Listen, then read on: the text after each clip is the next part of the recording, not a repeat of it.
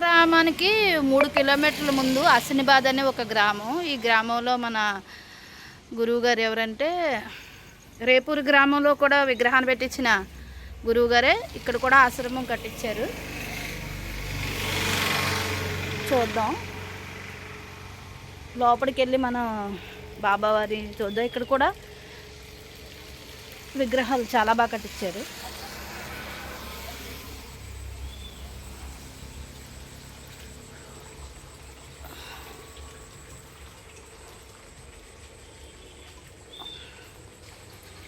బాబాగారిని వెంకటేశ్వర స్వామిలా, శివయ్యలా,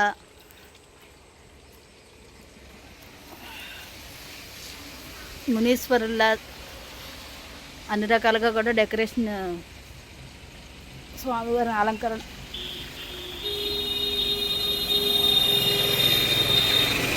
విగ్రహాలు తయారు చేయడం జరిగింది.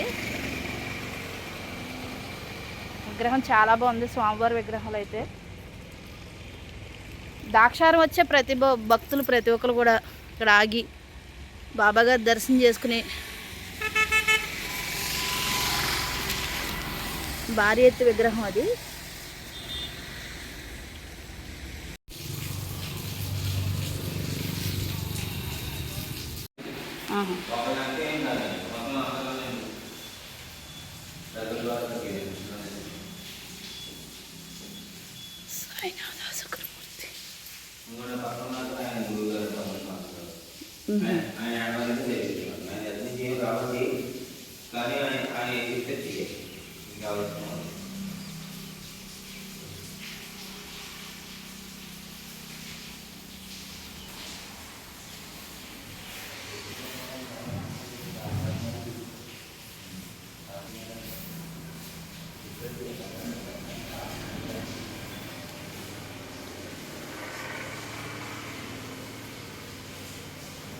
ఈయన కట్టించారండి.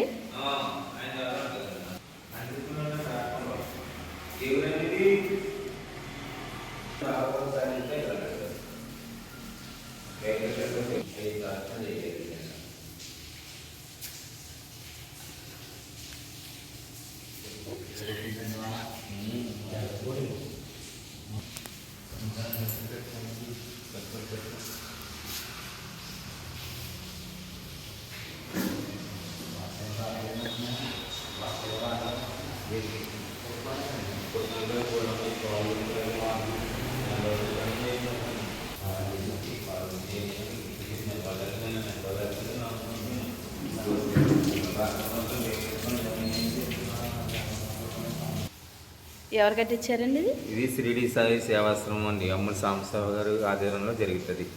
అంతా డొనేషన్ ద్వారా కట్టి అన్ని మందిరాలు. మీ పేరండి? నా పేరు శివయ్య అండి. ఇక్కడ హార్టల్ కూడా చూసుకుంటాను నేను.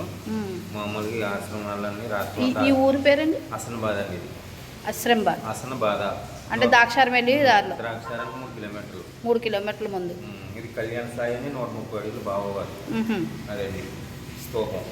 నాకు 5 ప్రదక్షిణ చేసి కొబ్బరికాయ కొట్టి ఏదైనా ఒక కోరిక నెరవేరుతుందని గురువు గారు చెప్తారు అనమాట. దానిపై 5 ప్రదక్షిణలు చేసి ఒక కొబ్బరికాయ కొడితే కోరుకున్న కోరికలు నెరవేరుతాయి. కోరిక ఇంకా ఏదైనా బాగా బాధలు కాటుంటే మనం గురువు గారు రచించే చరిత్ర నుండి, బాబా చరిత్ర నుండి 5 అధ్యాయాలు పారాయణ చేయాలి. 8, 15, 22, 29 అధ్యాయాలు పారాయణ చేస్తే ఏదైనా కోరిక నెరవేరుతుందని గురువు గారు చెప్పారు అనమాట. గురువు గారు చెప్పారండి. స్తూప ఫలితం అదండి. అది మన రేపూర్లో కట్టిన గురువు గారే ఇప్పుడు ఇక్కడ కూడా ఆశ్రమం ఇది ఒకటండి. ఒకటేనండి. మన ఆశ్రమాలన్నీ రాష్ట్రం అంతా ఆశ్రమాలు ఎక్కడెక్కడ అన్ని జిల్లాల్లో కూడా ఉన్నాయి.